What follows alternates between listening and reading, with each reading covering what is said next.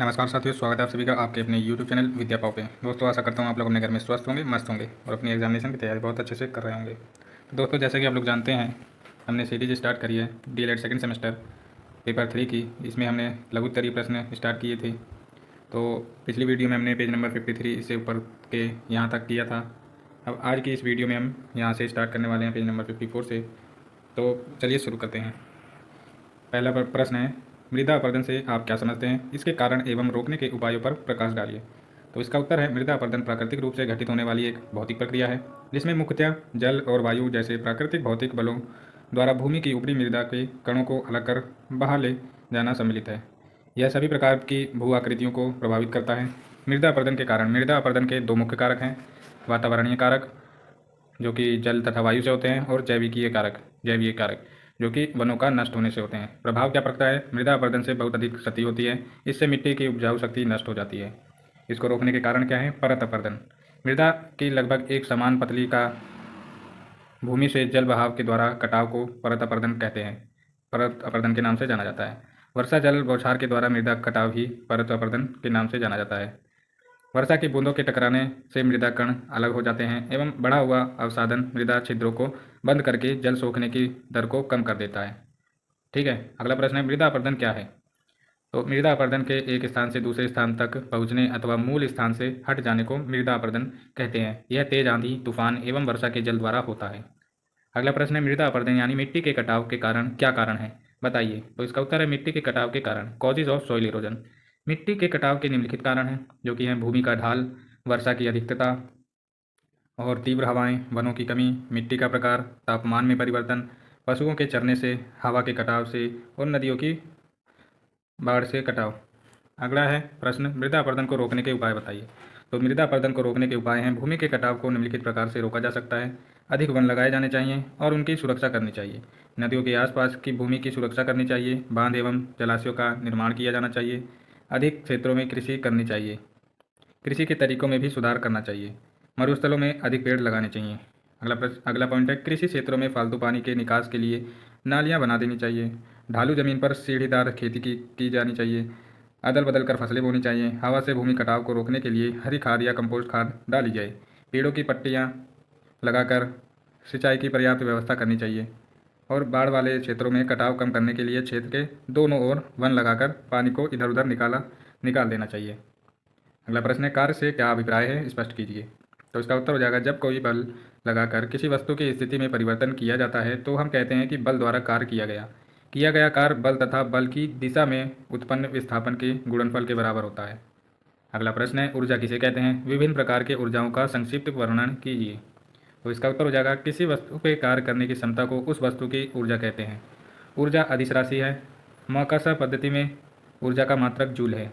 यांत्रिक ऊर्जा यानी मैकेनिकल एनर्जी, किसी वस्तु में केवल यांत्रिक कारणों से कार्य करने की जितनी क्षमता होती है उसे उस वस्तु की यांत्रिक ऊर्जा कहते हैं। यांत्रिक ऊर्जा दो प्रकार की होती है, गतिज ऊर्जा जो कि हाफ mv² होती है और स्थितिज ऊर्जा जो कि mgh।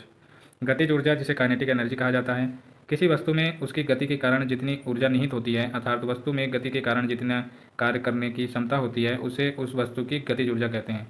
गतिमान वस्तु की गतिज ऊर्जा बराबर हाफ mv² होती है। स्थितिज ऊर्जा यानी पोटेंशियल एनर्जी, किसी वस्तु में उसकी गति के कारण जितनी ऊर्जा निहित होती है उसे उस वस्तु की स्थितिज ऊर्जा कहते हैं। क्योंकि m द्रव्यमान के पिंड पर पावर गुरुत्वीय बल mg, ऊर्ध्वाधर धारत नीचे की ओर लगता है। पिंड के पृथ्वी के तल से h ऊंचाई ऊपर ले जाने में गुरुत्वीय बल के विरुद्ध किया गया कार्य पिंड में गुरुत्वीय स्थितिज ऊर्जा के रूप में संचित होता है।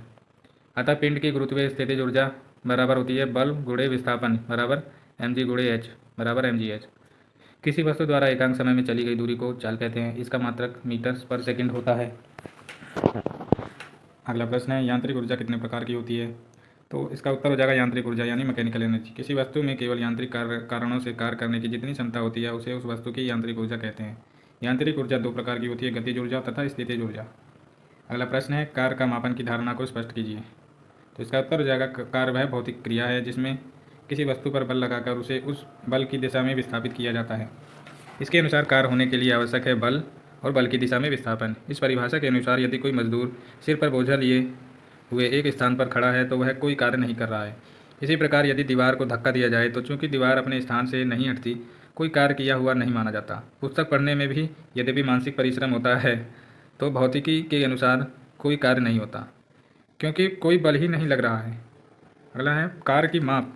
किसी वस्तु पर किए गए कार्य की माप वस्तु पर आरोपित बल तथा बल की दिशा में वस्तु के विस्थापन के गुणनफल के बराबर होती है, अर्थात कार्य बराबर बल गुणे बल की दिशा में विस्थापन होता है, इसका फॉर्मूला।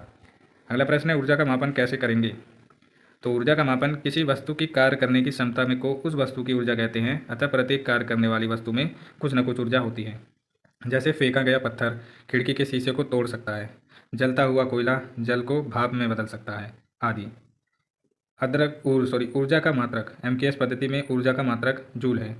अगला प्रश्न है ऊर्जा के प्रकार बताइए। तो इसका उत्तर हो जाएगा विभिन्न प्रकार की ऊर्जाओं का विवरण निम्नवत है।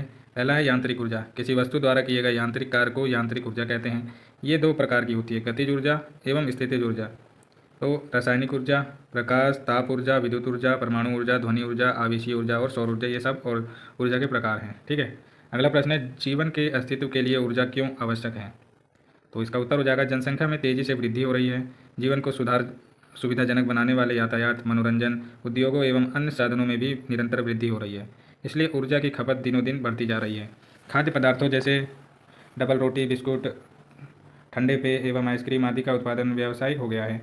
इनको बनाने, डिब्बा बंद करने, संग्रह एवं वितरण करने में ऊर्जा का उपयोग किया जाता है। दैनिक जीवन के क्रियाकलापों एवं आवश्यकताओं में भी निरंतर वृद्धि होने के कारण प्रत्येक परिवार के संसाधनों की वृद्धि हो रही है। संसाधनों के प्रयोग में ऊर्जा की आवश्यकता होती है। अगला प्रश्न है ऊर्जा के वैकल्पिक स्रोत के रूप में सौर ऊर्जा की भूमिका स्पष्ट कीजिए।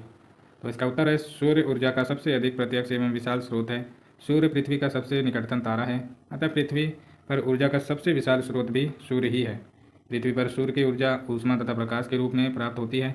सूर्य से प्राप्त ऊर्जा पृथ्वी पर प्रवाह तथा जल चक्र की निरंतरता प्रदान करती है तथा समस्त जीवन को संपोषित करती है। पौधे सूर्य से प्राप्त ऊर्जा का उपयोग करके प्रकाश संश्लेषण प्रक्रिया द्वारा अपना भोजन तैयार करते हैं।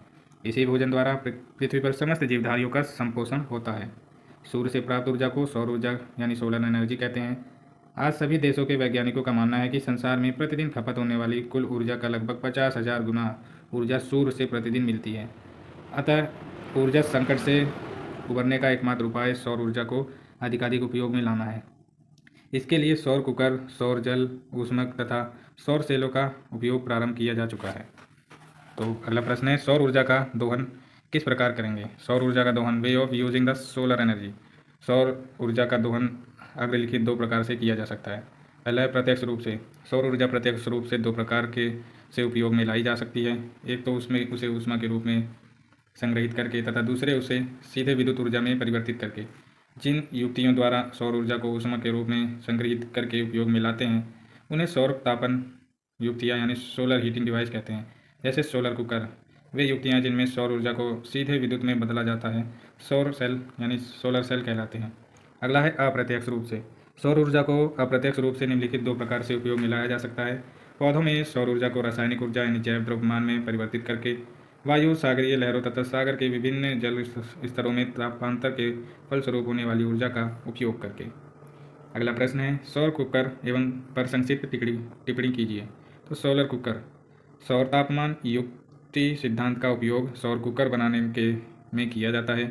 अतः सौर कुकर और ऊर्जा की ऊष्मा का उपयोग करके खाद्यान्न पदार्थ को आसानी से पकाने की तापन युक्ति है। इसमें लकड़ी का एक बॉक्स होता है जिसके ढक्कन की आंतरिक सतह पर एल्यूमिनियम की पन्नी लगी हो रहती है।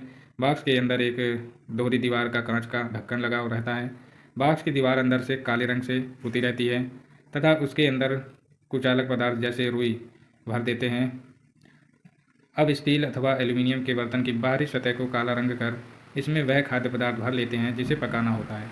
यह बर्तन बॉक्स के अंदर रखकर बॉक्स को कांच के ढक्कन द्वारा ढक देते हैं। बॉक्स को धूप में रखते हैं तथा इसके ढक्कन को इस प्रकार तिरछा रखते हैं कि सूर्य की किरण एल्यूमिनियम की पन्नी से परिवर्तित होकर बॉक्स के अंदर बर्तन पर पड़े।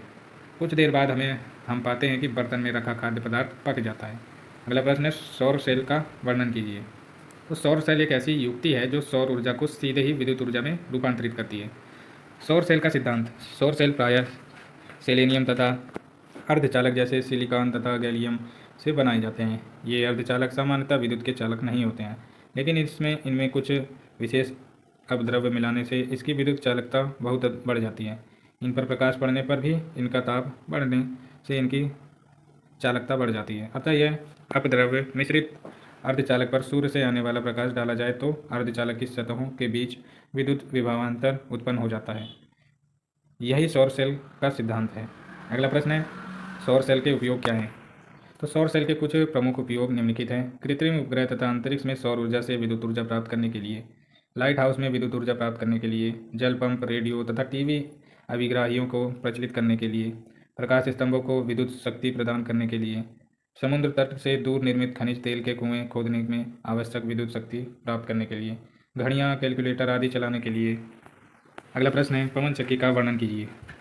तो पवन चक्की का उपयोग कुएं या जल स्रोत से पानी खींचने के लिए, जल पंप को चलाने के लिए, गेहूं पीसने की चक्की को चलाने के लिए, कुम्हार के चाक को घुमाने के लिए तथा विद्युत ऊर्जा उत्पन्न करने के लिए किया जाता है। पवन ऊर्जा द्वारा पाल नाव को खेना, नाव को पानी में चलाने के लिए भी पवन ऊर्जा यानी अर्थात वायु की गतिज ऊर्जा का उपयोग करते हैं। इसके लिए नाव में लकड़ी का एक खंभा लगाकर उस पर एक बड़ा कैनवास कपड़ा लगाते हैं जिसे पाल कहते हैं। अगला प्रश्न है, ऊर्जा रूपांतरण को समझाइए। ऊर्जा रूपांतरण, विद्युत बल्ब तथा ट्यूबलाइट में विद्युत ऊर्जा का प्रकाशीय एवं ऊष्मीय ऊर्जा में बदलना, विद्युत हीटर में विद्युत ऊर्जा का ऊष्मीय ऊर्जा में बदलना, सेल में रासायनिक ऊर्जा का विद्युत ऊर्जा में बदलना, लाउड स्पीकर में विद्युत ऊर्जा का ध्वनि ऊर्जा में बदलना, माइक्रोफोन में ध्वनि ऊर्जा का विद्युत ऊर्जा में बदलना, मोमबत्ती के जलने में रासायनिक ऊर्जा का प्रकाशीय व ऊष्मीय ऊर्जा में बदलना, बिजली के पंखे, मिक्सी आदि में विद्युत ऊर्जा का गतिज ऊर्जा में बदलना, डायनामो से गतिज ऊर्जा का विद्युत ऊर्जा में बदलना। अगला प्रश्न है, मशीन क्या है, यह कितने प्रकार की होती है?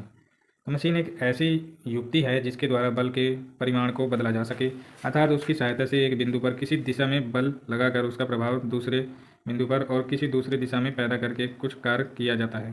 सरल मशीनों के प्रकार, सरल मशीनें निम्न प्रकार की होती हैं: उत्तोलक, पेंच, झुकातल, घिरनी, पहिया और धुरी। अगला प्रश्न है, मशीनों की देखरेख एवं रखरखाव से आप क्या समझते हैं? तो इसका उत्तर है, अधिकतर मशीनें धातु लोहे की बनी होती हैं। घर्षण के कारण मशीनों के पुर्जे घिसने लगते हैं। इनको घिसने से बचाने के लिए स्नेहक तेल एवं ग्रीस को समय समय पर उनमें लगाना चाहिए। जैसे घिरनी की सहायता से पानी निकालने में किसी व्यक्ति द्वारा प्रयास करने से घर्षण बल बढ़ जाता है तथा उसे कम करने के लिए धुरी में तेल लगाना चाहिए। मशीनों को जंग से बचाने के लिए जंग वाले भागों को बालू, कागज या रेगमाल से रगड़कर सफाई करना चाहिए। बाहरी भागों पर पेंट कर देना चाहिए। जिन मशीनों से काम न लिया जा रहा हो उन्हें ग्रीस लगाकर ढक देना चाहिए। प्रत्येक व्यक्ति मशीन चलाने में दक्ष नहीं होता है, इसलिए सदैव प्रशिक्षण प्राप्त व्यक्ति को ही मशीन चलाना चाहिए। इससे उसमें खराबी आने की संभावना कम रहती है। अगला प्रश्न है, कोशिका से आप क्या अभिप्राय है, समझाइए। तो कोशिका का अर्थ मानव शरीर असंख्य छोटी छोटी जीवित इकाइयों से मिलकर बना है। इन इकाइयों को कोशिका कहते हैं। कोशिकाएं निर्जीव नहीं हैं बल्कि ये शरीर की जीवित इकाइयां हैं। ये गति करती हैं, श्वास लेती हैं, अपना पोषण कर वृद्धि करती हैं, व्यर्थ पदार्थों का त्याग करती हैं तथा जनन भी करती हैं। अतः मानव शरीर असंख्य जीवित इकाइयों का समूह है। ये मानव शरीर की निर्माणक इकाइयाँ हैं। शरीर निर्माण में यह ठीक उसी प्रकार कार्य करती है जैसे एक भवन निर्माण में ईंटें। कोशिकाएं जीवधारियों में पाई जाती हैं, जिनमें से ये अधिकांश जीवधारी बहुकोशिकीय असंख्य कोशिकाओं से निर्मित होते हैं। लेकिन कुछ ऐसे भी हैं जो एक कोशिकीय केवल एक ही कोशिका से निर्मित होते हैं, जैसे अमीबा आदि। एक कोशिकीय जीवों को एक कोशिकीय यूनिसेल्युलर तथा बहुकोशीय जीवों को बहुकोशीय मल्टीसेल्युलर कहते हैं। अगला प्रश्न है, कोशिकाओं का वर्गीकरण कीजिए।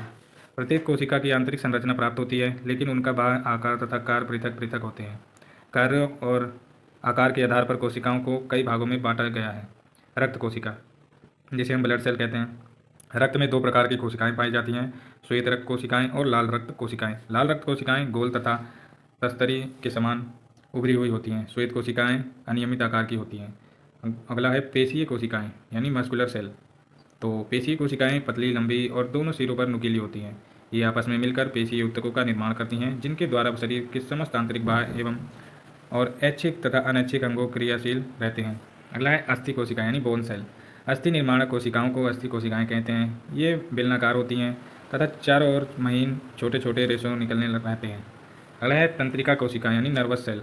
तंत्रिका कोशिका की संरचना शरीर की अन्य कोशिकाओं से काफ़ी अलग होती है। प्रत्येक तंत्रिका कोशिका के दो भाग होते हैं। ऊपरी भाग चौड़ा तथा असमानाकार का होता है, जिसे कोशिका पिंड कहते हैं। इसमें केंद्रक होता है। अगला है संयोजी कोशिकाएं यानी कनेक्टिव सेल। संयोजी कोशिकाएं आपस में मिलकर संयोजी ऊतकों का निर्माण करती हैं जो शरीर के सभी अंगों को एक दूसरे से जोड़ने का कार्य करते हैं। त्वचा आच्छादक कोशिकाएं, तो एपिथेलियम सेल। आच्छादित आच्छादक कोशिकाएं पतली झिल्ली के आकार की होती हैं। ये आपस में मिलकर आच्छादक ऊतकों को निर्माण करती हैं। अगला प्रश्न है कोशिका की संरचना को समझाइए। कोशिका की संरचना, प्रत्येक कोशिका के 3 अंग होते हैं। कोशिका भित्ति, पहला देखते हैं सेल वॉल। कोशिका के ऊपर एक पतली दोहरी झिल्ली चढ़ी रहती है जो कोशिका के आंतरिक भाग की रक्षा करती है। इस भित्ति के कारण ही प्रत्येक कोशिका दूसरी कोशिका से अलग रहती है और अपना अलग अलग अस्तित्व रखती है। कोशिका के भीतरी भाग को जीव द्रव्य में पाया जाता है। उसी का कुछ भाग गाढ़ा और कठोर होकर कोशिका भित्ति का निर्माण करता है। अगला है कोशिका द्रव्य यानी साइटोप्लाज्म। कोशिका भित्ति के अंदर एक गाढ़ा चिपचिपा तरल रंगहीन और अर्ध पारदर्शक पदार्थ भरा रहता है जिसे जीव द्रव्य यानी प्रोटोप्लाज्म कहते हैं। जीव द्रव्य ही कोशिका और मानव का जीवन है। यदि कोशिका से जीव द्रव्य को समाप्त कर दिया जाए तो वे मृत हो जाती हैं। इसी से कोशिका जीवित रहती है और अपना पोषण करती है। जीव द्रव्य में जल, प्रोटीन, वसा और कार्बोहाइड्रेट विद्यमान रहते हैं। अगला है केंद्रक। केंद्रक कोशिका का सबसे महत्वपूर्ण अंग है। यह कोशिका के मध्य में स्थित होता है और कोशिका रस यानी साइटोप्लाज्म का ही संघन पिंड है। यह अधिक गहरे रंग का होता है अतः इसे कोशिका में आसानी से पहचाना जा सकता है। केंद्रक ही कोशिका का जीवन है। अगला प्रश्न है ऊतक क्या है, इसके प्रकारों का संक्षिप्त वर्णन कीजिए। जीवधारियों का शरीर अनगिनत कोशिकाओं से बना होता है। कुछ जीवधारी सरल एवं एक कोशिकीय होते हैं जैसे अमीबा, यूग्लिना, पैरामीशियम, जीवाणु, क्लोरेला, शैवाल आदि। इनमें समस्त जैविक क्रियाएं एक ही कोशिका द्वारा संपन्न होती हैं, जबकि बहुकोषीय एवं जटिल जीवधारियों में विभिन्न जैविक क्रियाएं अलग अलग कोशिकाओं यानी ऊतक, ऊतक तंत्र एवं अंग द्वारा संपन्न होती हैं। विभिन्न समूहों में कोशिकाएं विशिष्टीकरण के फलस्वरूप निश्चित कार्य को करने की क्षमता रखती हैं। कोशिकाओं का वह समूह जो उद्गम, संरचना तथा कार्य में समान होता है ऊतक यानी टिश्यू कहलाता है। विभिन्न ऊतक मिलकर ऊतक तंत्र बनाते हैं। विभिन्न ऊतक तंत्र मिलकर अंग बनाते हैं। ऊतकों के प्रकार, काइंड ऑफ टिश्यू। तो काइंड ऑफ टिश्यू है उपकला ऊतक, एपिथेलियल टिश्यू, संयोजी ऊतक, कनेक्टिव टिश्यू, संवहन ऊतक, वैस्कुलर टिश्यू, पेशीय ऊतक या मस्कुलर टिश्यू तथा तंत्रिका ऊतक यानी नर्वस टिश्यू। तो अगला प्रश्न है जीवधारी या मनुष्य के शरीर में ऊतक का महत्व स्पष्ट कीजिए। तो शरीर में ऊतक का निम्नलिखित महत्व है। कोशिकाएं अति सूक्ष्म आकार की होती हैं। वे शरीर की आवश्यकता के अनुसार कार्य नहीं कर पाती। इन कार्यों को ऊतक ही सफलतापूर्वक करते हैं। ऊतकों को उपस्थिति के कारण भ्रम का विभाजन होता है अर्थात भिन्न भिन्न ऊतक अपने अपने विशिष्ट कार्यों को संपादित करते हैं। ऊतक से मिलकर ऊतक तंत्र तथा ऊतक तंत्र से मिलने से अंग बनते हैं। अंग विशिष्ट कार्य को संपन्न करते हैं। विभिन्न अंगों के मध्य कुछ ऊतक संयोजन का कार्य करते हैं जैसे रुधिर तथा लसिका विभिन्न प्रकार के पदार्थों को एक अंग से दूसरे अंग में पहुंचाने अथवा ले जाने में कार्य करते हैं। अगला पॉइंट है कुछ ऊतक शरीर की बाहरी वातावरण से सुरक्षा करते हैं अथवा सुरक्षा करने में सहयोग देते हैं। जैसे उपकला ऊतक शरीर पर विशिष्ट आवरण बनाते हैं। तंत्रिका ऊतक आघातों की सूचना मस्तिष्क को देते हैं तथा उसके नियमन कार्य के रूप में उन अंगों को कार्यवाही करने के लिए प्रेरित करते हैं जो सुरक्षा के योग्य हैं। अगला पॉइंट है कुछ ऊतक शरीर का विशिष्ट रूप बनाने में सहायता करते हैं जैसे कंकाली ऊतक, स्केलेटल टिश्यू, पेशीय ऊतक, मस्कुलर टिश्यू आदि। स्पष्ट है कि ऊतकों का शरीर में अति महत्वपूर्ण स्थान है। अगला प्रश्न देखते हैं मनुष्य के शरीर में प्रमुख अंग, तंत्र या संस्थान कौन कौन से हैं, निम्नलिखित करें। तो हमारे शरीर के मुख्य तंत्र तथा संस्थान निम्नलिखित हैं जो कि कंकाल या अस्थि तंत्र, स्केलेटल सिस्टम, पेशीय तंत्र, मस्कुलर सिस्टम, पाचन तंत्र, डाइजेस्टिव सिस्टम, श्वसन तंत्र, रेस्पिरेटरी सिस्टम, रुधिर परिसंचरण तंत्र, सर्कुलेटरी सिस्टम, उत्सर्जन तंत्र, एक्सक्रीटरी सिस्टम, तंत्रिका तंत्र, नर्वस सिस्टम, प्रजनन तंत्र, रिप्रोडक्टिव सिस्टम, अंतःस्रावी तंत्र, एंडोक्राइन सिस्टम और लास्ट है अध्यावरणीय तंत्र, एंटीगुमेंटरी सिस्टम। अगला प्रश्न है मानव शरीर को कितने भागों में बांटा जा सकता है, मस्तिष्क के कार्य बताइए। तो मानव शरीर को भिन्न भागों में बांटा जा सकता है जैसे कि सिर यानी हेड, मस्तिष्क यानी ब्रेन। मस्तिष्क के 3 भाग होते हैं, प्रमस्तिष्क, मध्य मस्तिष्क और ऊपरी तरल मस्तिष्क पटल जिसे हम सेरिबेरम, मिड ब्रेन और रेक्टम बोलते हैं। और फ्लोर, पश्च मस्तिष्क, इसके 3 भाग होते हैं जो कि है सेतु यानी पोन्स, सुषुम्ना जो कि सुषुम्ना शीर्ष यानी मेडुला ऑब्लोंगाटा, अनुमस्तिष्क यानी सेरिबेलम। मस्तिष्क के कार्य, यह सारे शरीर का संचालन करते हैं। यह शरीर के सभी कार्य तथा प्रत्येक अंग में होने वाले कार्यों को नियंत्रित एवं नियमित रखता है। और अगला है पॉइंट ग्रीवा यानी नेक, धड़ यानी ट्रंक, हृदय यानी हार्ट। अगला प्रश्न है मानव शरीर के हृदय के कार्य क्या है यानी दिल के कार्य क्या है। मानव शरीर में हृदय के निम्न कार्य हैं। हृदय पंप की भांति कार्य करता है तथा निरंतर रक्त प्रवाहित करता है, जो शरीर के सभी भागों में परिसंचरण होता है। रक्त को फेफड़े में शुद्ध होने के लिए वापस भेजना, ये है हमारे हृदय का काम। अगला प्रश्न है, मानव कंकाल को समझाइए, इसके प्रकारों का उल्लेख करें। तो मानव कंकाल अस्थियां तथा उपस्थियों का बना एक ढांचा होता है। संपूर्ण ढांचा कंकाल तंत्र कहलाता है। मानव एक कशेरुकी प्राणी है। मानव को रूप एवं आकार देने के लिए ढांचे की आवश्यकता होती है। कंकाल के द्वारा हृदय, फेफड़े, आँखों जैसे कोमल अंगों की सुरक्षा होती है। मानव का चलना, दौड़ना, मुट्ठी बांधना, सुई पकड़ना व झुकना आदि कार्य करना कंकाल द्वारा ही संभव है। कशेरुकी प्राणियों में कंकाल दो प्रकार का होता है, बाह्य कंकाल तथा अंतः कंकाल। बाह्य कंकाल बाहर से दिखाई देने वाले कंकाल हैं। यह त्वचा की चर्म तथा उपचर्म से बनते हैं, जैसे बाल, पंख, नाखून, पंखे, खुर, चोंच आदि कंकाल के उदाहरण हैं, जो कशेरुकी प्राणियों के उदाहरण हैं। अंततः कंकाल बाहर से दिखाई नहीं देता, यह त्वचा के नीचे होता है। इसके द्वारा ही शरीर का ढांचा होता है। मुख्य रूप से यह कंकाल दो भागों में विभाजित है, अक्षीय कंकाल और अनुबंधी कंकाल। अक्षीय कंकाल यानी एक्सियल्स स्केलेटन सिस्टम, यह शरीर की लंब अक्ष पर स्थित होते हैं। इसके अंतर्गत करोटी अथवा खोपड़ी, स्कल, कशेरुक दंड यानी वर्टिब्रल कॉलम, पसलियाँ यानी रिब्स तथा अरोस्थी स्टेर्नम होते हैं। अनुबंधी कंकाल, जिसे अपेंडिकुलर स्केलेटन कहते हैं, यह शरीर की लंब अक्ष के दोनों ओर स्थित होता है। इसके अंतर्गत अंश मेखला तथा श्रेणी मेखला और भुजाओं की अस्थियाँ होती हैं। अगला प्रश्न है, कंकाल तंत्र के प्रमुख कार्यों का वर्णन कीजिए। कंकाल तंत्र के कार्य, फंक्शन ऑफ स्केलेटन। शरीर में कंकाल तंत्र के कार्य निम्नलिखित हैं। शरीर को आकार प्रदान करना, शरीर को दृढ़ता प्रदान करना, शरीर के कोमल अंगों को सुरक्षा प्रदान करना, श्वसन में सहयोग प्रदान करना, मांसपेशियों को क्रियाशील बनाना, रक्त कणिकाओं का निर्माण करना। पेशियाँ क्या हैं? अगला प्रश्न, पेशियाँ क्या हैं, इसकी गतियों तथा संरचना को समझाइए। तो इसका उत्तर हो जाएगा, कंकाल तंत्र पर मांस का जो आवरण होता है उसको पेशी संसाधन कहते हैं।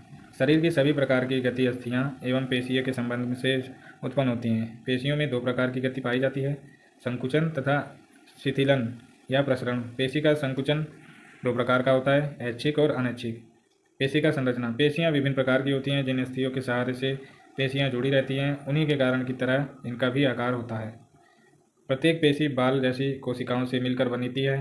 प्रत्येक पेशी ऊतक को रुधिर वाहिनियों से रक्त तथा मस्तिष्क से तंत्रिकाएँ प्राप्त होती हैं। प्रत्येक पेशी के तीन भाग होते हैं, ऊपरी सिरा मूल कहलाता है, बीच का मोटा भाग तुंद कहलाता है और निचले सिरे को निवेशन कहते हैं। ये दोनों सिरे पतली डोरी के समान श्वेत ऊतकों के बने होते हैं। इन तंतुओं को मांस रज्जु या कंडरा या टेंडन कहते हैं। निवेशन की अपेक्षा मूल अधिक दृढ़ता से बांधा रहता है। तो अगला प्रश्न है, तंत्रिका ऊतक का नामांकित चित्र बनाइए तथा इसके कार्य के बारे में लिखिए। तो इसका उत्तर हो जाएगा, तंत्रिका ऊतक मस्तिष्क यानी ब्रेन, रीढ़ की हड्डी, स्पाइरल कॉर्ड और तंत्रिकाओं यानी नर्व्स में पाए जाते हैं। यह शरीर की कई गतिविधियों के समन्वय और नियंत्रण के लिए जिम्मेदार हैं। यह मांसपेशियों के संकुचन को उत्तेजित करता है, पर्यावरण के बारे में जागरूकता पैदा करता है और भावनाओं, स्मृति और तर्क में एक प्रमुख भूमिका निभाता है। तो दोस्तों, यह है आपका तंत्रिका कोशिका, जो कि इसका डायग्राम है, ये आप देख सकते हैं। ठीक है, अगला प्रश्न देखते हैं, पायरिया के कारण एवं उपचार बताइए। रोग वयस्कों में अधिकतर पाया जाता है। यह रोग अधिकतर वयस्कों में पाया जाता है। इन रोगों से दांतों में बदबू आने लगती है तथा मसूड़ों से रक्त बहने लगता है। धीरे धीरे दांत गिरने लगते हैं। कारण क्या है इसका? पायरिया होने के कारण निम्नलिखित हैं, दांतों की सफाई न करना, मसूड़ों का अस्वस्थ होना। इसका उपचार क्या है? रोगग्रस्त होने पर डॉक्टर की सलाह लेना चाहिए। मसूड़ों को भली प्रकार मालिश करना चाहिए। खोखले दांतों व दाढ़ों को भर लेना चाहिए। दांतों को नियमित प्रतिदिन सफाई करना चाहिए। भोजन में विटामिन ए व सी की उचित मात्रा होनी चाहिए। अगला प्रश्न है, रक्त परिसंचरण तंत्र क्या है? परिसंचरण तंत्र, सर्कुलेटरी सिस्टम। जीवित अवस्था में रक्त शरीर में सदैव संचरण करता रहता है। रक्त की इसी भ्रमण करने की प्रक्रिया को रक्त परिसंचरण कहते हैं। हृदय और रक्त वाहिकाओं में से होकर ही रक्त शरीर में प्रवाहित होता है। रक्त जिस स्थान से अपनी यात्रा आरंभ करता है, समस्त शरीर में भ्रमण करने के बाद पुनः उसी स्थान पर पहुंच जाता है, जैसे, और इस चक्र पर ही जीवन पर्यंत प्रक्रिया करता रहता है। एक प्रक्रिया का चक्र इस प्रकार से है, रक्त बाएं नीले से महाधमनी में, धमनी में, धमनिकाओं में, केशिकाओं में, सिरिकाओं में, सिराओं में, महासिराओं में, दाएं आलिंद में, दाएं नीले में, फुसफुस धमनी में, फुसफुस सिराओं में, बाएं आलिंद में और पुनः बाएं नीले में पहुंचकर फिर इस चक्र के आधार पर समस्त शरीर में जीवित अवस्था में निरंतर प्रवाह होता है। अगला प्रश्न है, स्रोत के आधार पर प्रोटीन कितने प्रकार की होती है? स्रोत के आधार पर प्रोटीन दो प्रकार की होती है, जंतु प्रोटीन और वनस्पति प्रोटीन। जंतु प्रोटीन में आ जाता है दूध, मांस, मछली, अंडा आदि से प्राप्त प्रोटीन। और वनस्पति प्रोटीन में आ जाता है दालें, सेम, सोयाबीन, फलियां तथा गिरीदार फल के से प्राप्त प्रोटीन। एवं 1 ग्राम प्रोटीन के जारण से लगभग 4.3 कैलोरी ऊर्जा प्राप्त होती है। अगला प्रश्न देख लेते हैं, vitamin A, B, C, D, E, के की प्राप्ति स्रोत एवं उनकी कमी से होने वाले रोग बताइए। तो विटामिन ए आंखें, बाल तथा त्वचा को स्वस्थ रखता है। विटामिन ए पालक, गाजर, आम, मक्खन, मछली का तेल, टमाटर, पीले नारंगी फल आदि में पाया जाता है। इसकी कमी से रतौंधी नामक रोग हो जाता है। अगला है विटामिन बी। यह विटामिन पानी में घुलनशील है। इसकी कमी से शरीर में बेरी नामक रोग हो जाता है। इसका शरीर में संचय नहीं हो सकता। विटामिन बी में कई विटामिन सम्मिलित हैं। विटामिन सी, यह दांतों तथा हड्डियों को कैल्शियम प्राप्ति में सहायक, संक्रमण से बचाव करता है तथा रक्त शोधन का भी कार्य करता है। यह विटामिन नींबू, संतरा, आम, टमाटर, अमरूद, मौसमी, आंवला तथा हरी मिर्च आदि में पाया जाता है। इसकी कमी से स्कर्वी रोग हो जाता है। अगला है विटामिन डी। यह दांतों तथा अस्थियों को मजबूत बनाता है। यह विटामिन प्रातःकालीन सूर्य की किरणों में मक्खन, अंडा, दूध, मछली का तेल तथा यह तंत्र में पाया जाता है। इसकी कमी से सूखा रोग हो जाता है। अगला है विटामिन ई। यह संतानोत्पन्न की शक्ति प्रदान करता है। यह विटामिन दूध, मक्खन, सब्जियों तथा मांस में पाया जाता है। इसकी कमी से जननांग प्रभावित होता है। विटामिन के, यह विटामिन शरीर के बहते रक्त को जमा कर रक्त विरोधता है। यह विटामिन पालक, गोभी, दूध आदि में मिलता है। इसकी कमी से रुधिर का धक्का नहीं जमता। अगला है परिरक्षण क्या है? वायुमंडल में अनेक प्रकार के जीवाणु तथा कवक के बीजाणु उपस्थित होते हैं। ये अनुकूल तापमान, नमी तथा कार्बनिक भोज्य पदार्थ मिलने पर उगने लगते हैं और भोज्य पदार्थ खराब होने लगता है। भोजन को खराब होने से बचाने के लिए उसका परिरक्षण आवश्यक है। परिरक्षण वह प्रक्रिया है जिसके द्वारा भोज्य पदार्थ को लंबे समय तक ताज़ा और सुरक्षित रखा जाता है। अगला प्रश्न है, संक्रामक रोग क्या है? संक्रामक रोग एक ऐसा रोग है जो किसी एक व्यक्ति से दूसरे व्यक्ति तक प्रत्यक्ष या अप्रत्यक्ष रूप से पहुंच जाता है। अगला प्रश्न है, चेचक रोग के प्रसार को समझाइए। यह रोग तेजी से फैलने वाला संक्रामक रोग है। वर्तमान समय में इस रोग पर नियंत्रण पा लिया गया है। इसे शीतला या बड़ी मातक भी कहते हैं। चेचक का जीवाणु, इस रोग का जीवाणु वेरियोला वायरस होता है। रोग का प्रसार, रोगी व्यक्ति के नाक, मुंह, गले में के स्राव से बंधक बिंदुक संक्रमण द्वारा और बाद में रोगी की संक्रामी वस्तुओं तथा सूखी पपड़ियों से जो सूखकर वायु में मिल जाती है। पपड़ियों तथा संक्रमी पदार्थों में जीवाणु 6 सप्ताह तक जीवित रह सकते हैं। उद्भवन काल 7 से 17 दिन, औसतन 12 दिन। छोटी माता का प्रसार, लक्षण एवं बचाव बताइए। यह भी संचारी संक्रामक रोग है जो बचपन से 10 वर्ष की आयु तक के बच्चों को हो सकता है। एक बार रोग हो जाने पर व्यक्ति में जीवन भर के लिए रोग निरोध क्षमता उपार्जित हो जाती है। जीवाणु, यह वेरिसेला वायरस होता है। रोग का प्रसार, श्वसन द्वारा बिंदु के संक्रमण से, रोगी के निकट संपर्क से, रोगी का संक्रमित वस्तुओं से। उद्भवन काल क्या है इसका? 14 से 21 दिन। अगला है संक्रामक काल। पित्तियाँ निकालने के दिन पूर्व से लगभग 6 दिन तक उसकी पपड़ी संक्रामक नहीं होती है। रोग के लक्षण, रोग का प्रारंभ हल्के ज्वर और कमर दर्द के साथ होता है। वयस्कों में ज्वर 101 डिग्री फ़ारेनहाइट से 102 डिग्री फ़ारेनहाइट तक हो सकता है। ज्वर आने के 24 घंटे के अंदर शरीर के संपर्क ढके भागों में दाने निकल आते हैं। 2-3 दिन में इन दोनों में पानी भर जाता है। 6 से 7 दिन में यह दाने सूखकर पपड़ी बन जाते हैं। रोग से बचाव क्या है? रोग प्रारंभ होने पर ही स्वास्थ्य अधिकारी को तुरंत सूचना देनी चाहिए। रोगी को अलग कमरे में व्यवस्था कर देनी चाहिए। पित्तिका निकलने से समय से लगभग 1 सप्ताह तक रोगी को अलग रखना चाहिए। रोगी के थूक, बलगम आदि को जलाकर नष्ट कर देना चाहिए।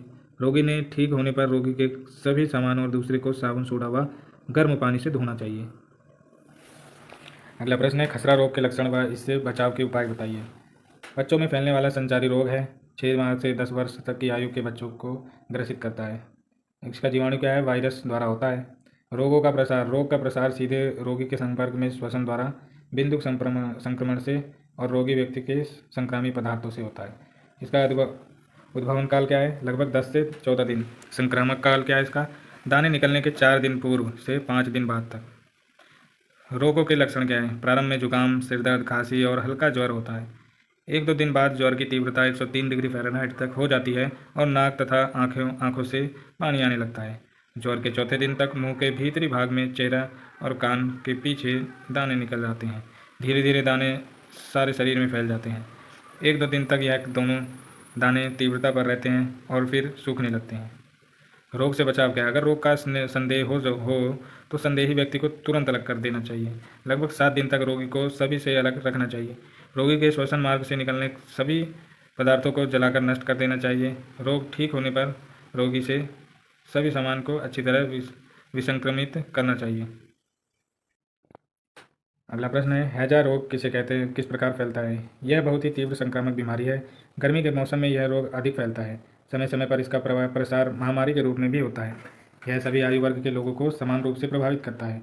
जीवाणु इसका क्या है? विब्रियो कालेरी। अगला प्रश्न है, मलेरिया रोग किस मच्छर से प्रसारित होता है तथा लक्षण बताइए? मलेरिया रोग एनोफिलीज मच्छर से प्रसारित होता है। लक्षण क्या है? प्रारंभ में शारीरिक कमजोरी, हाथ पाँवों में दर्द और सिर दर्द होने लगता है। फिर अत्यधिक ठंड लगने लगकर बुखार रहता है।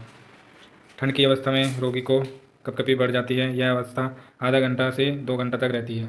उसके बाद ज्वर 103 से 105 फ़ारेनहाइट तक पहुंच जाता है। फिर पसीना आता है और ज्वर उतर जाता है, परंतु जी मिचलने और वमन की शिकायत बनी रहती है। इस प्रकार के ज्वर की शिकायत प्रतिदिन दूसरे दिन या हर तीसरे दिन बाद होती है। अगला प्रश्न है, न्यूट्रॉन की खोज किस वैज्ञानिक ने की थी? न्यूट्रॉन की खोज जेम्स चैडविक ने 1931 में की थी। अगला प्रश्न है, जीवाणुओं से होने वाले किन्हीं 2 रोगों के नाम लिखिए? हैजा और क्षय रोग। परमाणु से क्या अभिप्राय है? तो किसी तत्व का सूक्ष्म अंश जिसका रासायनिक अस्तित्व हो, इसकी संरचना नाभिक तथा इलेक्ट्रॉन से मिलकर होती है। नाभिक में न्यूट्रॉन तथा प्रोटॉन होते हैं। परमाणु का आवेश शून्य होता है। निम्न का आविष्कार खोज किसने किया? जो कि है दिया हुआ है इलेक्ट्रॉन, परमाणु संरचना, प्रोटॉन, न्यूट्रॉन, परमाणु संख्या, परमाणु सिद्धांत, इन सब की खोज किसने की है? तो इलेक्ट्रॉन की खोज जे थॉमसन ने की है 1897 में। अगला है परमाणु संरचना, इसकी खोज बोर एवं रदरफोर्ड ने की है, तो 1913 में। प्रोटॉन की खोज किसने की है? रदरफोर्ड ने, जो कि 1919 में। न्यूट्रॉन की खोज चैडविक ने की है, तो 1932 में। परमाणु संख्या की खोज मोरेलो ने की है 1913 में। परमाणु सिद्धांत क्या है, किसने दिया था? डाल्टन ने, जो कि 1803 में। अगला प्रश्न है, तत्व एवं उसके वर्गीकरण को समझाइए। तो इसका उत्तर है, वे पदार्थ जो एक ही प्रकार के परमाणुओं से मिलकर बने होते हैं तत्व कहलाते हैं। तत्वों को प्रतीकों द्वारा प्रदर्शित किया जाता है। अब तक 119 तत्व खोजे जा चुके हैं। अलग अलग तत्वों के परमाणु के गुणों में विभिन्नता होती है, लेकिन किसी तत्व के सभी परमाणुओं के गुणों में समानता होती है, जैसे ऑक्सीजन, हाइड्रोजन आदि। यौगिक कंपाउंड, 2 या 2 से अधिक तत्व निश्चित अनुपात में संयोग करके एक नया पदार्थ बनाते हैं। इसे यौगिक यानी कंपाउंड कहते हैं। यौगिक के अवयवी तत्वों और यौगिक के परमाणुओं की संख्या ज्ञात हो सकती है, जैसे जल, नमक, ग्लूकोज, कैल्शियम कार्बोनेट आदि। मिश्रण, 2 या 2 से अधिक पदार्थ अनिश्चित अनुपात में मिलकर मिश्रण यानी मिक्सर बनाते हैं, जैसे वायु, शरबत, सिरका, पीतल, सोडा वाटर आदि। अगला है, रासायनिक समीकरण क्या है? तो किसी रासायनिक अभिक्रिया में भाग लेने वाले अभिकारकों तथा अभिक्रियाओं के परिणाम स्वरूप प्राप्त होने वाले उत्पादों को प्रतीकों तथा सूत्रों द्वारा निरूपित करने को रासायनिक समीकरण कहते हैं। रासायनिक समीकरण बनाने के लिए अग्रलिखित तथ्यों की जानकारी आवश्यक है, जो कि क्या है? अभिक्रिया में भाग लेने वाले पदार्थों का ज्ञान, अभिक्रिया के फलस्वरूप उत्पन्न उत्पादों का ज्ञान, अभिकारकों एवं उत्पादों के संकेत या सूत्र का ज्ञान, अभिक्रिया के लिए उचित ताप एवं उत्प्रेरक यानी आवश्यकता अनुसार का ज्ञान। ठीक है। अगला प्रश्न है, वायु प्रदूषण के स्रोत एवं दुष्प्रभाव बताइए। तो वायु में गैसों की एक निश्चित मात्रा होती है, जैसे नाइट्रोजन 78%, ऑक्सीजन 21%, कार्बन डाइऑक्साइड 0.03% तथा अन्य गैसें 0.07%। यदि किन्हीं कारणों से किसी गैस की मात्रा कम या अधिक हो जाती है तो उसे वायु प्रदूषण कहते हैं। वायु प्रदूषण के स्रोत, यद्यपि अधिकांश वायु प्रदूषण मानव की गतिविधियों से होता है, यद्यपि थोड़ा बहुत प्रदूषण प्राकृतिक कारणों से भी होता है। वायु प्रदूषण के प्राकृतिक स्रोत और वायु प्रदूषण के मानवीय स्रोत। वायु प्रदूषण दुष्प्रभाव क्या है? कार्बन मोनोऑक्साइड गैस का प्रभाव मस्तिष्क पर पड़ता है। इससे मनुष्य में क्षय रोग, कैंसर, दमा आदि बीमारियां हो जाती हैं। सल्फर डाइऑक्साइड गैस से मनुष्य में फेफड़े संबंधी अनेक बीमारियां जैसे दमा, खांसी आदि हो जाती है। कार्बन तथा धुआं से कैंसर तथा क्षय रोग हो जाता है। ओजोन O3 के प्रभाव से त्वचा कैंसर, आँखों के रोग, सीने में जलन, खांसी आदि रोग हो जाते हैं। अगला प्रश्न है, जल प्रदूषण के स्रोत एवं दुष्प्रभाव बताइए। जल में अनेक प्रकार के खनिज, कार्बनिक तथा अकार्बनिक पदार्थों तथा गैसों के निश्चित अनुपात से कम अथवा अधिक तथा अन्य अनावश्यक पदार्थ घुले होने से जल प्रदूषित हो जाता है। जल प्रदूषण के स्रोत, कारखानों का कचरा जिसमें पारा तथा शीशे के कार्बनिक यौगिक होते हैं, नदियों में बहा दिए जाते हैं। कृषि में प्रयोग किए जाने वाले विभिन्न प्रकार के हानिकारक कीटनाशक पदार्थ जैसे एड्रेनलिन, डीडीटी आदि वर्षा के जल के साथ बहकर नदियों में पहुंच जाते हैं। रेडियोधर्मी पदार्थ भी भूमि से जल प्रवाह में पहुंच जाते हैं। कच्चा पेट्रोल निकालने और भरते समय समुद्र में गिरकर बह जाते हैं। जल प्रदूषण के दुष्प्रभाव। अवांछित अपशिष्ट पदार्थों के जल में मिलने से अनेक भौतिक, रासायनिक तथा जैविक परिवर्तन आ जाते हैं। जल प्रदूषण से जल में रहने वाले पौधे एवं जंतु को प्रभावित होते ही हैं, मनुष्य भी अत्यधिक प्रभावित होता है। प्रदूषित जल के पीने से विभिन्न प्रकार की बीमारियां जैसे टाइफाइड, मियादी बुखार, पेचिश, क्षय रोग, टीबी, पीलिया आदि भयंकर रोग हो जाते हैं। प्रदूषित जल में विभिन्न प्रकार के हानिकारक जीवाणु, विषाणु तथा हानिकारक कृमि एवं उनके अंडे पाए जाते हैं जो मनुष्य में रोग उत्पन्न करते हैं। अगला प्रश्न है, बाढ़ क्या है, यह किन कारणों से आती है? इसका उत्तर हो जाएगा, अतिवृष्टि के कारण जब वर्षा जल नदी तटबंधों की सीमा तोड़कर अपने आसपास के क्षेत्रों में फैल जाता है तो उसे बाढ़ कहते हैं। बाढ़ के कारण क्या है? बाढ़ के निम्नलिखित कारणों से आती है। भारी वर्षा तथा चक्रवात बाढ़ के कारण है। अधिक वर्षा के कारण बाढ़ की स्थिति उत्पन्न हो जाती है। भारत के पूर्वी तट पर बंगाल की खाड़ी में तीव्र गति से चक्रवातों से भयावह बाढ़ आती है। नदियों के ऊपरी भागों में वन की कटाई के कारण अचानक बाढ़ की स्थिति उत्पन्न हो जाती है। कई निम्न क्षेत्रों में जल निकासी की व्यवस्था न होने के कारण बाढ़ उत्पन्न हो जाती है। अगला प्रश्न है, सूखा जैसी प्राकृतिक आपदा से बचाव हेतु क्या उपाय किए जाने चाहिए, उल्लेख करें। सूखा का तात्पर्य बड़े पैमाने पर विस्तृत क्षेत्र में जल की कमी है। जल की कमी के कारण खाद्यान्नों का अभाव हो जाता है, उसे सूखा कहते हैं। यह एक प्राकृतिक आपदा है। सरकार तथा जनता ने सूखे से बचाव के लिए निम्नलिखित उपाय किए हैं। सूखाग्रस्त क्षेत्र में भूमिगत जल, वर्षा जल तथा धरातलीय जल को नष्ट होने से बचाया जा रहा है। फसलों के हेर फेर की विधि द्वारा ऐसी फसलों की खेती की जाती है जो सूखे को सह सके। जल सिंचाई की लघु योजनाओं पर अधिक जोर दिया जा रहा है। नहरों को पक्का करके पानी की कमी को दूर किया जा रहा है। इससे पानी को नष्ट होने से बचाया जा सकता है। शुष्क भागों में स्प्रिंकलर जल सिंचाई विधि का प्रयोग किया जा रहा है। सूखाग्रस्त क्षेत्रों में पानी पीने का, पानी तथा पशुओं के लिए चारे का प्रबंध किया जा रहा है। वर्षा जल का बोरिंग द्वारा जल संप्रेषण, वाटर हार्वेस्टिंग द्वारा भवनों का वर्षा जल भूतल पर डाला जा रहा है। वृक्षारोपण पर अधिक बल दिया जा रहा है। ग्रामीण क्षेत्रों में जलाशयों को गहरा खुदवाकर जल संचय किया जा रहा है और नदियों में जगह जगह बांध बनाकर जल की रुकावट की जा रही है। अगला प्रश्न है, ज्वालामुखी क्या है, ये कितने प्रकार के होते हैं, ज्वालामुखी का मानव जीवन पर क्या प्रभाव पड़ता है? तो इसका उत्तर हो जाएगा, ज्वालामुखी पृथ्वी की सतह पर उपस्थित ऐसी दरार या मुख होता है जिससे पृथ्वी को भीतर का गर्म लावा, गैस, राख आदि बाहर आते हैं। वस्तुतः यह पृथ्वी की ऊपरी परत में एक विभंग यानी रिफर्चर होता है जिसके द्वारा अंदर के पदार्थ बाहर निकलते हैं। ये 3 प्रकार के होते हैं, सक्रिय, सुषुप्त अथवा मृत ज्वालामुखी में वर्गीकृत किया जाता है। ज्वालामुखी का मानव जीवन पर प्रभाव। रचनात्मक प्रभाव और ध्वंसात्मक प्रभाव। रचनात्मक प्रभाव, ज्वालामुखी से निकलने वाले बिखराव के बाद अत्यधिक उपजाऊ मृदा को जन्म देता है। भारतीय प्रायद्वीप की काली मिट्टी ज्वालामुखी उदर के लाभप्रद पक्षों का एक उदाहरण है। विभिन्न प्रकार के खनिज युक्त भूपट्टियों के विकास में ज्वालामुखी प्रक्रिया की महत्वपूर्ण भूमिका है। ध्वंसात्मक प्रभाव, ज्वालामुखी उद्गार के साथ बहते हुए लावा एवं अन्य पदार्थों व गैसों से मानव जीवन व वातावरण की हानि होती है। करोड़ों की संख्या में समुद्री जीव जंतु मर जाते हैं। अगला प्रश्न है, छाया तथा उपछाया को परिभाषित कीजिए। छाया, जब किसी अपारदर्शी वस्तु को प्रकाश जाने वाले मार्ग में रख देते हैं तो वस्तु को आर पार से रोक देती है, जिससे वस्तु के दूसरी ओर प्रकाशहीन क्षेत्र बन जाता है। इस प्रकाशहीन क्षेत्र को वस्तु की छाया कहते हैं। परिछाया यानी अम्बरा और उपछाया यानी पेनम्बरा। वस्तु की छाया और मध्य भाग जो अधिक काला होता है प्रछाया अम्बरा कहलाता है तथा प्रछाया के चारों ओर का सीमावर्ती कम काला भाग उपछाया यानी पेनम्बरा कहलाता है। अगला प्रश्न है, आंधी के क्या लक्षण हैं, लिखिए। तो इसका उत्तर हो जाएगा, प्रायः पवनें या वायुदाब की भिन्नता के कारण चलती हैं। हवाएं उच्च दाब से निम्न दाब तक तथा निम्न से उच्च दाब की ओर बहती हैं। यही हवाएं विक्षोभ या चक्रवातों के प्रभाव से आकार विकराल रूप धारण कर लेती हैं। यही आंधी कहलाती हैं। ग्रीष्म ऋतु में यही हवाएं आंधी के रूप में धूल और रेत भरी होती हैं। इससे पेड़ पौधों तथा जन धन की हानि होती है। कभी कभी घने जंगलों में आंधी के द्वारा पेड़ों के आपस में रगड़ने से आग लग जाती है, जिससे जीव जगत के लिए भयानक स्थिति उत्पन्न हो जाती है। अगला प्रश्न है, भूकंप क्या है? तो भूकंप धरातल के ऊपरी भाग की वह कंपन विधि है जो कि धरातल के ऊपरी अथवा निचली चट्टानों के लचीलेपन व गुरुत्वाकर्षीय कर्षण की समस्थिति में न्यून अवस्था में प्रारंभ होती है और मेंडलीव की आवर्त सारणी के दोष में समस्थानिकों का स्थान पर प्रकाश डालिए। एक ही तत्व के वे परमाणु जिनके परमाणु द्रव्यमान निम्न निम्न होते हैं समस्थानिक कहलाते हैं। रेबीज, रेबीज रोग के लक्षण बताइए। रेबीज रोगग्रस्त मनुष्य के गले में भयंकर पीड़ा होती है तथा कुछ भी निगलने की क्षमता नहीं रहती। रोगी पानी से डरने लगता है। कभी कभी ऐसा व्यक्ति आक्रामक भी हो जाता है। अगला प्रश्न है, जलीय अपरदन किसे कहते हैं, यह कितने प्रकार का होता है। तो जलीय अपरदन, जल या बाढ़ द्वारा मिट्टी के कटाव को जलीय अपरदन कहते हैं। तेज वर्षा के जल से बलुई मिट्टी का कटाव सबसे अधिक होता है तथा चिकनी मिट्टी का अपरदन कम होता है। जलीय अपरदन के प्रकार, जलीय अपरदन निम्न प्रकार के होते हैं।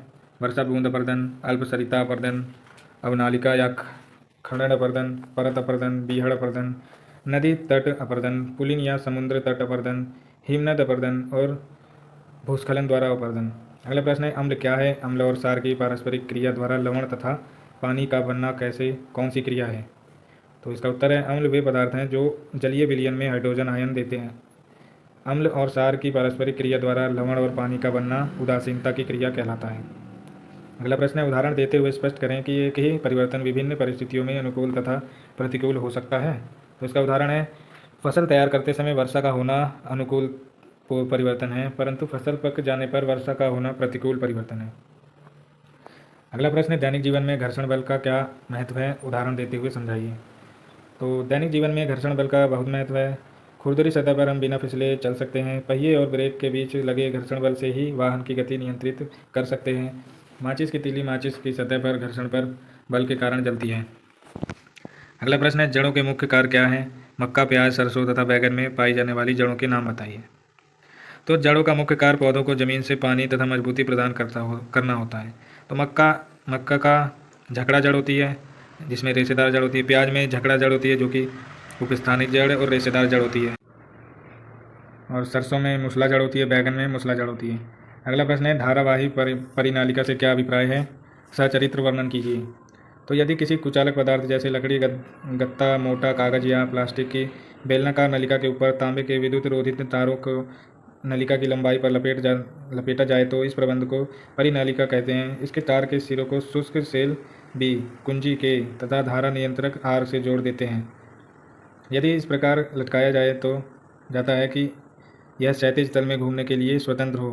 विद्युत, यदि इस परिनालिका में सेल से विद्युत धारा प्रवाहित करते हैं तो यह उत्तर दक्षिण दिशा में लहर जाती है, क्योंकि धारा प्रवाहित करने पर परिनालिका एक जड़ चुंबक के समान व्यवहार करने लगती है, जिसकी एक सिरा उत्तरी ध्रुव तथा दूसरी सिरा दक्षिण ध्रुव की तरह व्यवहार करता है। यदि परिनालिका में विद्युत धारा की दिशा बदल दें तो उसके सिरे की ध्रुवता भी बदल जाती है। अगला प्रश्न है, मनुष्य के भोजन में पोषण की प्रक्रिया समझाइए। संक्षेप में विभिन्न पदों का विवरण दें। तो मनुष्य में पोषण के 5 चरण होते हैं। भोजन का अंतर्ग्रहण, जिसे मनुष्य विभिन्न प्रकार के ठोस खाद्य पदार्थों को अपने हाथों की सहायता से मुख में पहुंचाता है तथा दांतों से चबाकर उसे छोटे छोटे खंडों में विभाजित करके निगल जाता है। अगला है पाचन। खाए हुए ठोस या तरल भोजन में कार्बोहाइड्रेट, प्रोटीन, वसा या अभिसरणशील होता है जिसे सीधे अवशोषित नहीं किया जा सकता, अतः उसे पाचक रसों एवं जलीय अपघटन क्रिया द्वारा शर्करा, अमीनो अम्ल तथा वसा अम्ल के छोटे छोटे सरल विसरणशील अणुओं और आयनों में बदल दिया जाता है ताकि उनका अवशोषण हो सके। अगला है अवशोषण। सरल घुलनशील पचा हुआ या यह भोजन आंत से विसरित होकर रुधिर में पहुंचता है, इस क्रिया को अवशोषण कहते हैं। अगला पॉइंट है स्वांगीकरण। अवशोषण के बाद रुधिर में होकर अमीनो अम्ल, ग्लूकोज तथा वसा के अणु शरीर के विभिन्न कोशिकाओं तक पहुँचते हैं, जहाँ वह जीव द्रव्य का निर्माण करते हैं। पचे हुए भोज्य पदार्थों को जटिल या घुलनशील पदार्थों के रूप में विभिन्न ऊतकों के कोशिका द्रव्य में विलीन होने की क्रिया को स्वांगीकरण कहते हैं। अगला पॉइंट है बहिक्षेपण। भोजन के अवशिष्ट पदार्थ बड़ी आंत में चले जाते हैं, जहाँ इसका अधिकांश पानी पुनः अवशोषित हो जाता है तथा शेष पदार्थ मल के रूप में गुदा द्वारा बाहर निकल जाता है। अगला प्रश्न है, ऊर्जा रूपांतरण से आप क्या समझते हैं, यांत्रिक एवं विद्युत ऊर्जा के रूपांतरण को उदाहरण सहित समझाइए। तो इसका उत्तर हो जाएगा ऊर्जा रूपांतरण। ऊर्जा के एक रूप से दूसरे रूप में बदलने ऊर्जा रूपांतरण कहलाता है। जनित्र द्वारा यांत्रिक ऊर्जा को विद्युत ऊर्जा में बदला जाता है। विद्युत मोटर द्वारा विद्युत ऊर्जा को यांत्रिक ऊर्जा में बदला जाता है। रूपांतरण के कारण विद्युत बल्ब तथा ट्यूबलाइट में विद्युत ऊर्जा का प्रकाशीय एवं ऊष्मीय ऊर्जा में बदलना, विद्युत हीटर में विद्युत ऊर्जा का ऊष्मीय ऊर्जा में बदलना, सेल में रासायनिक ऊर्जा का विद्युत ऊर्जा में बदलना, लाउड स्पीकर में विद्युत ऊर्जा का ध्वनि ऊर्जा में बदलना, माइक्रोफोन में ध्वनि ऊर्जा का विद्युत ऊर्जा में बदलना, मोमबत्ती के जलने में रासायनिक ऊर्जा का प्रकाशीय व ऊष्मीय ऊर्जा में बदलना, बिजली के पंखे, मिक्सी आदि में विद्युत ऊर्जा का गतिज ऊर्जा में बदलना, डायनामो से गतिज ऊर्जा का विद्युत ऊर्जा में बदलना। अगला प्रश्न है, भोजन में कौन कौन से पोषक तत्व पाए जाते हैं? प्रोटीन की कमी से कौन कौन से रोग हो जाते हैं? भोजन के पोषक तत्व पाए जाते हैं कार्बोहाइड्रेट, प्रोटीन, विटामिन, खनिज लवण आदि। प्रोटीन की कमी से होने वाले प्रमुख रोग क्या है? क्वाशियोरकर और मेरिस्मस। अगला प्रश्न है, आवर्त सारणी के किसी आवर्त यानी पीरियड में बाएं एवं दाएं चलने पर विद्युत धनात्मक गुण एवं धात्विक गुणों में क्या परिवर्तन होता है? उदाहरण देकर समझाइए। तो उदाहरण है जिसमें sodium, magnesium, aluminium, silicon, phosphorus, sulphur और क्लोरीन दिया हुआ है जो कि विद्युत धनात्मक है। ये मैग्नीशियम और सोडियम, एल्यूमिनियम, सिलिकॉन और फॉस्फोरस ये सब विद्युत उदासीन है और ये विद्युत ऋणात्मक है। नीचे आणविक धात्वीय है, अधिक धात्वीय है और ये कम धात्वीय है। ठीक है। अगला प्रश्न है, कृषि कार्य में प्रयुक्त उपकरण डिबलर एवं कल्टीवेटर की उपयोगिता लिखिए। डिबलर क्या होता है? यह रबी फसल के बीजों को बोने का साधारण यंत्र है। इसके द्वारा छिद्रों के माध्यम से बीज बोया जाता है जिससे फसल का औसत उत्पादन अधिक होता है। गेहूं बोए जाते हैं। कल्टीवेटर, ट्रैक्टर के पीछे कल्टीवेटर यंत्र का उपयोग करके खेत की जुताई कर मिट्टी को उलट पुलट कर दिया जाता है जिससे मिट्टी में गुणात्मक सुधार होता है। इन यंत्रों में श्रम एवं समय की बचत होती है। अगला प्रश्न है, धातुएं ऑक्सीजन से अभिक्रिया करके क्या बनाती हैं? लिटमस पत्र द्वारा कैसे पहचानेंगे कि अम्लीय ऑक्साइड है या भास्मिक ऑक्साइड? रासायनिक अभिक्रिया लिखें इसकी। तो इसका उत्तर हो जाएगा, धातुएं ऑक्सीजन के सहयोग से भास्मिक ऑक्साइड यानी बेसिक ऑक्साइड बनते हैं। अम्ल एवं क्षार की पहचान करने के लिए प्रायः लिटमस पेपर का प्रयोग किया जाता है। लिटमस पेपर नीले एवं लाल कागज की पट्टियों के रूप में उपलब्ध होते हैं। नीला लिटमस पेपर अम्ल में डूबने पर लाल हो जाता है और लाल लिटमस पत्र क्षार में डूबने पर नीले हो जाते हैं। अगला प्रश्न है, अम्ल वर्षा किन दो ऑक्साइडों के वातावरणीय जल के साथ क्रिया करके बनती हैं? अम्ल वर्षा का मछली, मृदा एवं पौधों पर क्या प्रभाव पड़ता है? तो इसका उत्तर हो जाएगा, अम्ल वर्षा पृथ्वी को वायुमंडल में सल्फर डाइऑक्साइड और नाइट्रोजन ऑक्साइड के क्रिया करके बनती है। SO2 और NO2 अम्ल वर्षा के कारण जलीय प्राणियों की मृत्यु, खेतों और पेड़ पौधों की गिरावट, तांबा और सीसा जैसे घातक तत्वों का पानी में मिल जाना, ये सभी दुष्परिणाम देखे जा सकते हैं। अगला प्रश्न है, परिवेशीय स्वच्छता एवं स्वास्थ्य से क्या संबंध है? आप परिवेश को स्वच्छ रखने में अपनी भूमिका कैसे निभाएंगे? तो इसका उत्तर हो जाएगा, परिवेशीय स्वच्छता। इसके अंतर्गत परिवेश की सफाई, कक्ष की सफाई, शौचालय की सफाई आती है। परिवेशीय स्वच्छता का उद्देश्य परिवेश स्वच्छता के द्वारा परिवेश से संबंधित समस्त सदस्यों की स्वास्थ्य रक्षा से है।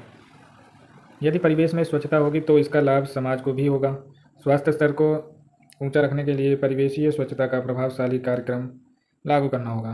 परिवेशीय स्वच्छता बनी रहनी, इसलिए हमारा भी कर्तव्य है कि हम अपने आस पड़ोस में किसी प्रकार की गंदगी ना रहने दें। पड़ोसियों को इसके बारे में बताएं और इसके साथ कंधे से कंधा मिलाकर सफाई अभियान में योगदान दें। आपके पड़ोस में गंदगी के ढेर ना हों क्योंकि ये स्वास्थ्य की दृष्टि से हानिकारक होते हैं। अगला प्रश्न है, व्यक्तिगत स्वच्छता के बिंदु लिखिए। व्यक्तिगत स्वच्छता के अंतर्गत विभिन्न अंगों की देखभाल व स्वच्छता आदि हैं। इसके प्रमुख बिंदु इस प्रकार हैं, त्वचा की देखभाल, प्रतिदिन स्नान, हाथ पैर की स्वच्छता, नाखूनों की सफाई, बालों की सफाई, वस्त्रों की स्वच्छता, दांतों की सफाई, आँख, कान व गले की स्वच्छता, घर की स्वच्छता, शुद्ध वायु एवं जल। अगला है प्रश्न, पाश्चुरीकरण क्या है? थैलीबंद दूध के लाभ बताइए। तो इसका उत्तर हो जाएगा, वैज्ञानिक लुईस ने भोजन के परिरक्षण के लिए अति उत्तम विधि खोजी।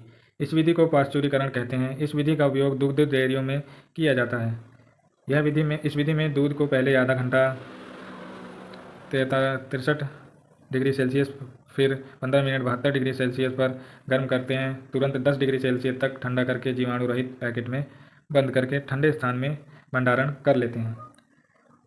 इस प्रकार दूध स्वच्छ एवं कीटाणु रहित हो जाता है और सभी प्रकार के जीवाणु नष्ट हो जाते हैं, जबकि सादा दूध को उबालने में के लिए कुछ कीटाणु ही नष्ट होते हैं। अगला प्रश्न है, हम ऊर्जा का अपव्यय कहाँ कहाँ करते हैं? ऊर्जा को संरक्षित करने के विभिन्न तरीके लिखिए। तो ऊर्जा मानव जीवन का महत्वपूर्ण घटक है। मानव की विभिन्न आवश्यकताओं जैसे मकान, कपड़ा, भोजन, रेल, सड़क, जल, वायु, परिवहन, संचार, सूचना और प्रसारण एवं अन्य मानव संसाधनों के निर्माण के लिए ऊर्जा की आवश्यकता होती है। ऊर्जा को संरक्षित करने के लिए विभिन्न उपाय। ऊर्जा का उपव्यय रोकना चाहिए। जीवाश्म ईंधन जैसे कोयला, कच्चा तेल का उपयोग कम से कम करना चाहिए। इनका उपयोग केवल तभी करना चाहिए जबकि इनका उपयोग अति आवश्यक हो, तब अन्य कोई विकल्प ना हो। ऊर्जा का सामूहिक उपयोग किया जाना चाहिए। वृक्षों की कटाई रोकी जानी चाहिए तथा अधिक से अधिक नए वृक्षों को लगाए जाएं। ईंधन की कमी खपत वाले वाहनों का प्रयोग करना चाहिए। अगला प्रश्न है, ऊर्जा संरक्षण का नियम क्या है? ऊर्जा संरक्षण का नियम भौतिकी का एक प्रयोगधारित नियम है। किसी अमुक्त निकाय यानी स्टेलेटेड की कुल ऊर्जा समय के साथ नियत रहती है, अर्थात ऊर्जा का ना तो निर्माण संभव है ना ही विनाश, केवल इसका रूप बदला जा सकता है। अगला प्रश्न है, हमारे प्रतिदिन के भोजन में पोषक तत्वों की कमी से होने वाले किसी एक रोग का नाम, लक्षण तथा उससे बचने के उपाय लिखिए। तो उत्तर है विटामिन ए। विटामिन ए की कमी से रतौंधी नामक रोग हो जाता है। इसका लक्षण है चर्म रोग, त्वचा पर चकत्ते, आंखों कमजोर हो जाती हैं। उपाय क्या है? विटामिन ए से संयुक्त पदार्थ का सेवन तथा डॉक्टरों की सलाह पर करें। अगला प्रश्न है, भूकंप आने से क्या क्या कारण है? भूकंप से बचने के उपाय एवं प्रबंधन के क्या क्या तरीके अपने स्तर से अपनाएंगे, लिखिए। भूकंप आने के कारण ज्वालामुखी विस्फोट, पृथ्वी का सिकुड़ना, बलन तथा भ्रंश, भू संतुलन और कृत्रिम। मनुष्य पर भूकंप का प्रभाव। भूकंप मनुष्य के लिए प्रायः अभिशाप तथा कभी कभी वरदान सिद्ध होते हैं। इसमें अधिक हानियाँ तथा कुछ लाभ निम्न हैं। हानियाँ क्या है? भूकंप से निम्नलिखित हानियाँ होती हैं। इससे धन जन की अपार हानि होती है। कई बार भूकंप से नदियों के मार्ग के रुकावट पड़ जाती है और उनका प्रभाव रुक जाता है। जब समुद्री भाग में भूकंप आता है तो बड़ी बड़ी लहरें उठती हैं, जिससे जलयानों को भारी क्षति पहुँचती है। भूकंप से भूपटल पर बड़े बड़े भ्रंश पड़ जाते हैं, जिससे यातायात में बड़ी बाधा पड़ती है। लाभ क्या है? भूकंप से जितनी क्षति होती है उसका 1/100 भाग भी लाभ नहीं होता है। कुछ अप्रत्यक्ष लाभ निम्नलिखित है, जैसे भूकंपीय तरंगों से हमें भूगर्भ का ज्ञान प्राप्त करने में सहायता मिलती है। भूकंप से भूस्खलन क्रिया होती है जो अपक्षय में सहायक होती है। इससे मिट्टी के निर्माण में सहायता मिलती है और कृषि को प्रोत्साहन मिलता है। भूकंपों से बड़े पैमाने पर बलन या भ्रंश पड़ जाते हैं। इससे पर्वत, पठार, घाटियाँ आदि कई नई स्थलाकृतियों का जन्म होता है। कई बार भूकंपीय भ्रंशों से जल स्रोतों का जन्म होता है जो मनुष्य के लिए लाभदायक होते हैं। अगला प्रश्न है, भूकंप से बचने के उपाय, मतलब उसी का है पाठ। भूकंप के आने के समय विद्यालय व भवन से तुरंत बाहर खुले स्थान पर जाना चाहिए और मकान बहुमंजिली है तो मकान से बाहर निकल कर आ जाएं। तो दोस्तों, आज की जो वीडियो है आपकी यहीं समाप्त होती है और आपकी सीरीज़ भी यहीं समाप्त होती है। तो अगली वीडियो आपके नेक्स्ट सीरीज़ पे आएगी, जो कि अगले पेपर हम कराया जाएगा। तो यहाँ पे वीडियो आपकी समाप्त होती है। अगली वीडियो में अगली सीरीज़ कराई जाएगी। और ये जो प्रीवियस ईयर पेपर दिए गए हैं 2020, 21, 22, 23, तो इन सब के आपको शॉर्ट्स वीडियो बना के यूट्यूब पे डाल दी जाएगी, वो आप देख लीजिएगा। बाकी यही सारे क्वेश्चन आपको कराए गए हैं, जो कि पेज नंबर के साथ यहाँ पे लिखा हुआ है इसका उत्तर। ये सब आए हुए प्रश्न आपको पूरी सीरीज़ में कराए गए हैं। तो टेंशन ना लीजिए, आप पूरी वीडियो देखिए, उसको समझिए और पेपर में अपने तरीके से आप इसको लिख सकते हैं अपनी भाषा में। नंबर आपको मिलेंगे। तब तक के लिए goodbye, take care, have a nice day.